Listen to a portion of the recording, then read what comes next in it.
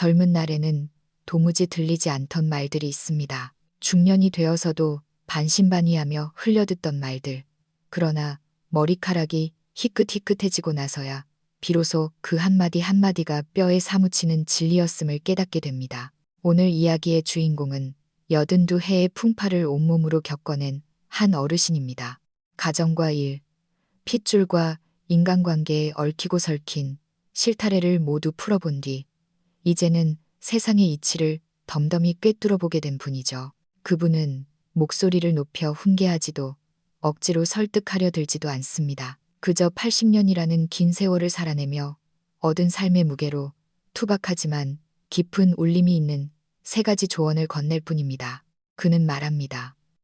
사람이 늙음하게 이르러 마음 편히 초라하지 않게 존엄을 지키며 살고 싶다면 이 세 마디는 반드시 가슴에 새겨야 한다라고요. 과연 그 세 마디는 무엇일까요?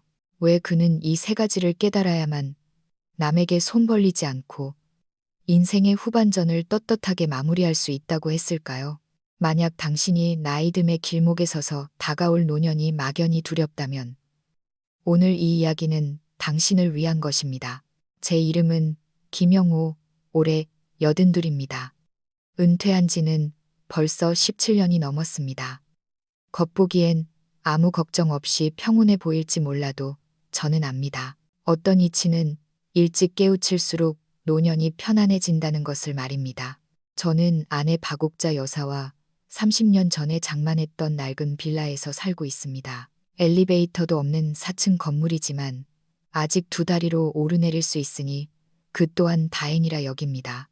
슬하의 사남매는 각자 가정을 꾸려 뿔뿔이 흩어졌습니다. 서울에 사는 놈, 저 멀리 부산에 내려간 녀석. 명절이나 되어야 얼굴 한번 비치고 평소에는 카카오톡 단체방에서 별일 없으시죠? 묻는 게 전부입니다. 그게 효도련이 하고 넘깁니다. 사람이 늙으면 가장 무서운 게 뭔지 아십니까? 몸이 아픈 게 아닙니다. 분명 숨쉬고 살아있는데 세상으로부터 그리고 자식들로부터 잊혀진 존재가 되는 것. 그게 가장 사무치게 무섭습니다. 제가 자식들을 안 도와줬느냐 하면 그건 절대 아닙니다. 녀석들 대학 등록금, 결혼 자금, 전세 보증금 보태주느라 저와 아내는 그야말로 등골이 휘도록 일했습니다. 그런데 8순이 넘어 문득 돌아보니 저는 모든 걸 쥐어짜줬는데 아이들은 그걸 기억이나 할까 싶더군요. 저는 여전히 따뜻한 안부 전화 한 통을 기다리고 있는데 말입니다. 오해는 마십시오. 아이들이 나빠서가 아닙니다. 저를 버린 것도 아닙니다. 그저 다들 제 살기 바빠서 부모에게 안부 전화 한 통 넣는 것조차 사치스러운 세상이 된 탓이겠지요. 저는 자식들을 탓하려는 게 아닙니다. 제 자신을 돌아보고 있는 겁니다.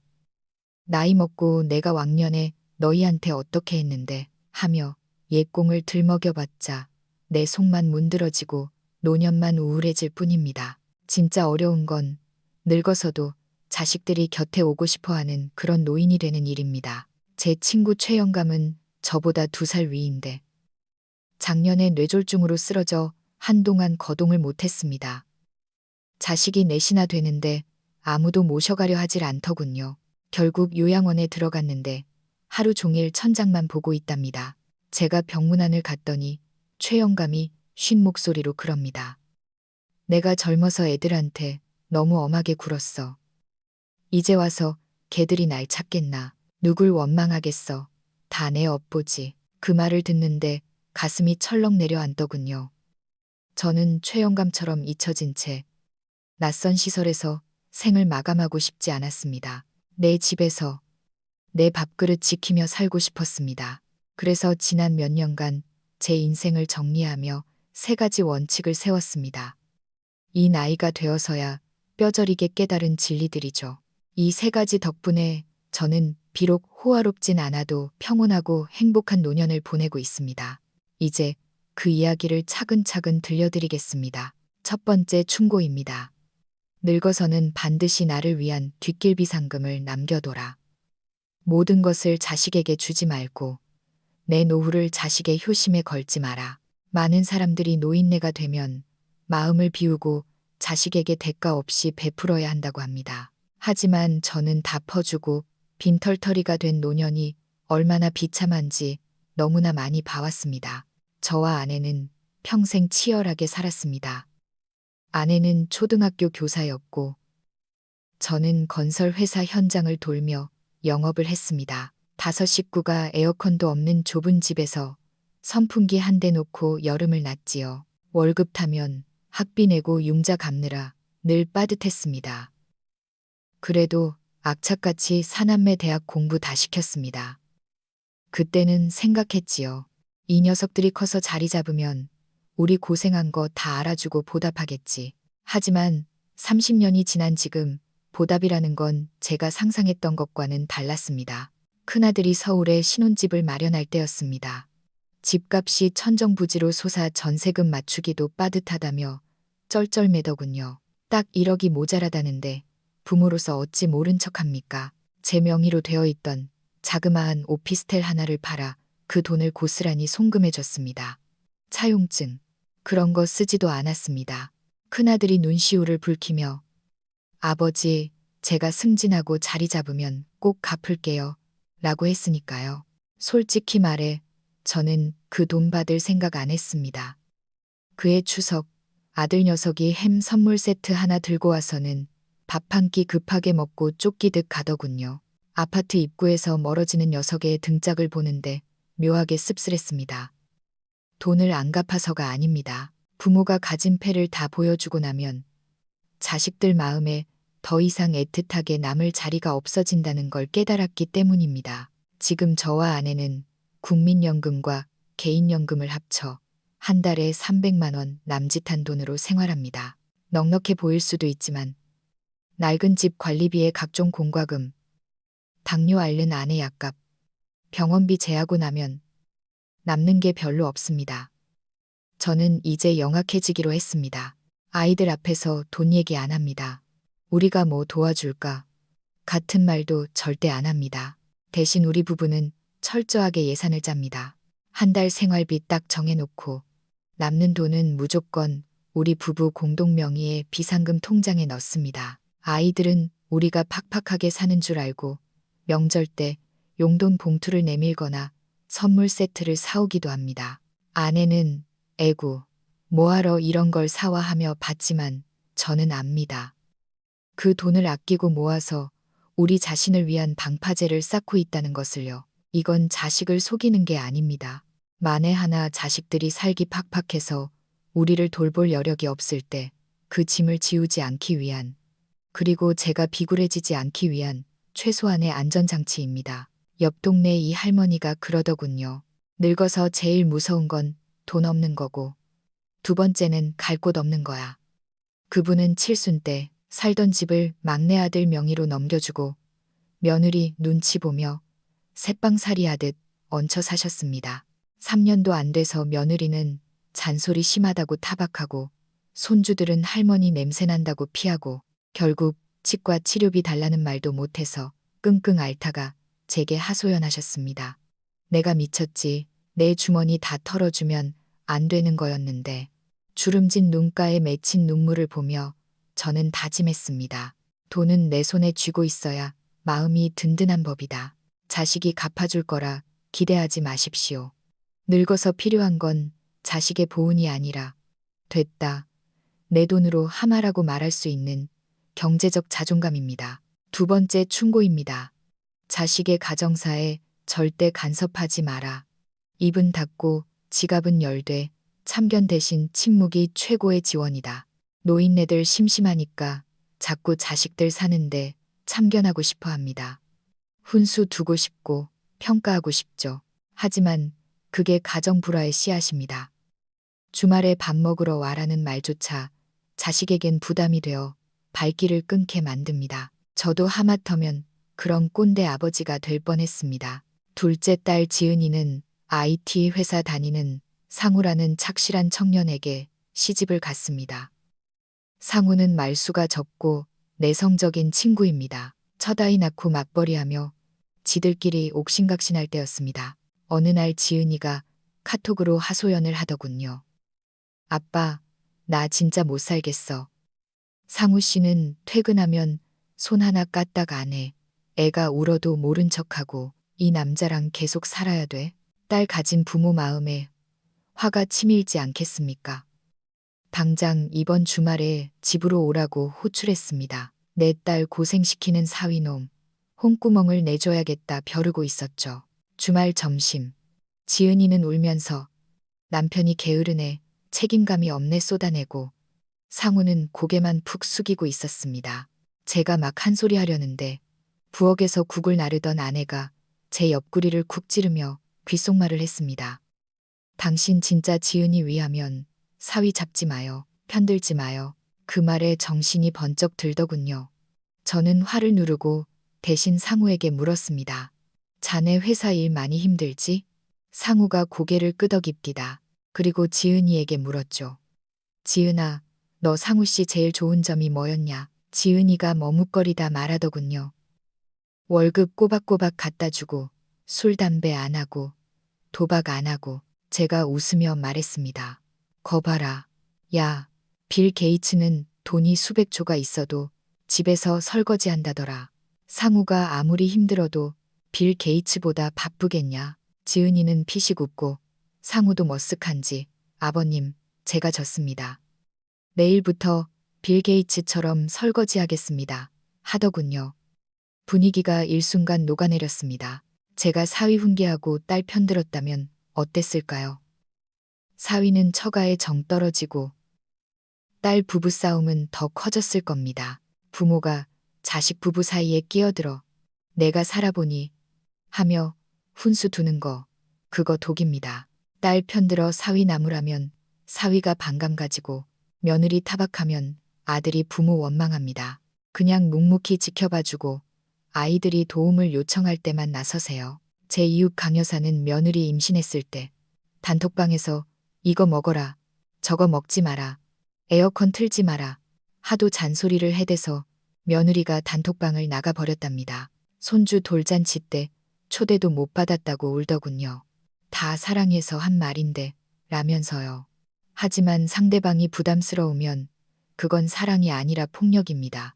저는 이제 사위가 오면 아무 말 안 합니다. 그저 말없이 회 한 접시 사주고 묵묵히 웃어줍니다. 그랬더니 상우가 이제는 처가 오는 걸 편해하고 제게 먼저 아버님 수도꼭지 고장 난 거 제가 봐드릴게요 하며 다가옵니다. 아버님은 친구 같아서 좋아요라는 그 말이 어찌나 듣기 좋던지요. 자식 부부 문제는 그들이 해결하게 두세요. 부모가 줄 수 있는 가장 큰 선물은 존중과 거리두기입니다. 마지막 세 번째 충고입니다. 제발 어른 대접받으려 하지 마라. 권위를 내려놓아야 진짜 존경이 돌아온다. 내가 왕년에 내 말 들어라. 어디 어른 앞에서. 제가 80살까지 살아보니 이 말들이야말로 자식과의 관계를 끊어놓는 지름길입니다. 저도 예전에는 전형적인 가부장적인 아버지였습니다. 명령조로 말하고 내 뜻대로 안 되면 화부터 냈죠. 그 집은 사지 마라. 그 일은 돈 안 된다. 애 교육 그렇게 시키면 안 된다. 제가 책임감으로 던진 말들에 아이들 표정이 굳어가는 걸 몰랐습니다. 몇 년 전 추석이었습니다. 셋째 아들 준호가 늦더군요. 6시부터 식구들이 다 모여 있는데 7시가 넘어서야 헐레벌떡 들어왔습니다. 아내는 1년에 몇 번 본다고 이렇게 늦냐며 타박하고 분위기가 싸해졌습니다. 저도 숟가락 탁 내려놓으며 한 소리 하려다 문득 주눅든 아들 얼굴을 봤습니다. 마음을 고쳐먹고 웃으며 말했습니다. 오느라 고생했다. 우리 준호 미역국 한 그릇 뚝딱 비우고 나면 벌로 설거지나 시켜야겠다. 어떠냐? 그제야 굳어있던 공기가 풀리더군요. 나중에 준호가 설거지하며 그러더군요. 아버지가 화 안 내셔서 살았다라고. 알고 보니 며느리가 산후우울증이 심해 달래고 재우고 나오느라 늦은 거였습니다. 제가 어디 감히 늦어 하고 호통쳤으면 아들은 얼마나 서러웠을까요? 자식들도 밖에서 치이고 사는 고달픈 중년들입니다. 부모 앞에서는 좀 쉬고 싶고 위로받고 싶은 존재들이죠. 그런데 부모가 상사처럼 굴면 오고 싶겠습니까? 가장 가슴 아픈 건 큰딸 수진이 일입니다. 50이 넘은 고등학교 선생인데 예전에 미술을 하고 싶어 했습니다. 제가 그림 그려서 밥 벌어먹겠냐 며 억지로 교대 보냈죠. 얼마 전 차를 마시며 수진이가 그러더군요. 아빠, 나 그때 미대 정말 가고 싶었어. 저는 그날 처음으로 딸에게 사과했습니다. 아빠가 미안하다. 그때 네 꿈 꺾어서 다시 돌아간다면 네가 하고 싶은 거 하라고 응원해 줄 거다. 딸이 눈시울을 붉히며 저를 안아주더군요. 100마디 훈계보다 진심 어린 사과 한마디가 다친 마음을 엽니다. 권희, 그거 개나 주십시오. 늙어서는 그저 허 웃어주는 옆집 할아버지 같은 존재가 되어야 합니다. 그래야 손주들도 다가오고 자식들도 속마음을 털어놓습니다. 끝으로 제가 겪은 낙상사고 이야기를 하고 싶습니다. 5년 전 77세 때 겨울 빙판길에 넘어져 꼬리뼈에 금이 갔습니다. 입원해서 일주일을 누워있는데 처음엔 자식들이 달려올 줄 알았습니다. 그런데 가족 카톡방에 아내가 아빠 입원했다 올리니 회사 결산이라 못 가요.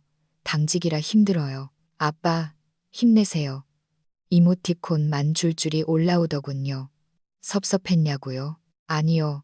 정신이 번쩍 들더군요.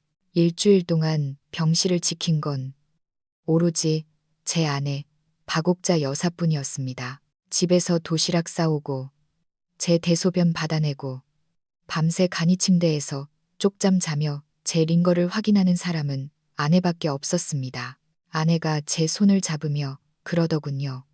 여보, 애들 섭섭해하지 마요. 걔들도 지들 사느라 바쁜 거야. 우린 한 배를 탔잖아. 내가 있잖아. 퇴원하자마자 저는 아내와 은행에 가서 모든 통장을 공동 명의로 바꾸고 서로의 의료 결정권을 위임하는 서류를 정리했습니다.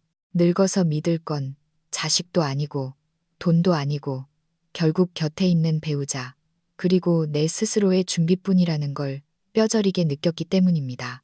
동네에 혼자 사는 장어르신은 아들들이 미국에서 돈 잘 번다고 자랑하지만 정작 명절에도 혼자 텔레비전만 크게 틀어놓고 계십니다. 우체부가 고지서 주러 올 때가 제일 반가워라는 그 말이 남일 같지 않았습니다. 저는 이제 매일 아침 6시 30분 동네 걷기 모임에 나갑니다. 친구들과 땀 흘리고 웃으며 하루를 시작합니다. 제 행복을 자식이 찾아와 주길 기다리는 감옥에 가두지 않기로 했습니다. 스스로 즐거움을 찾고 아내와 저녁에 김치찌개 하나 끓여놓고 도란도란 이야기 나누는 것. 그게 진짜 성공한 인생 아니겠습니까? 자식은 손님이요. 아내는 동반자며 내 인생의 주인은 나 자신입니다. 여러분은 어떻게 생각하십니까? 여러분이 생각하는 행복한 노년의 조건은 무엇입니까? 돈, 건강, 아니면 마음가짐? 댓글로 여러분의 지혜를 들려주십시오. 이 이야기가 마음에 와닿으셨다면 구독과 좋아요 부탁드립니다. 우리 모두 두려움 없이 품위 있게 늙어갑시다. 감사합니다.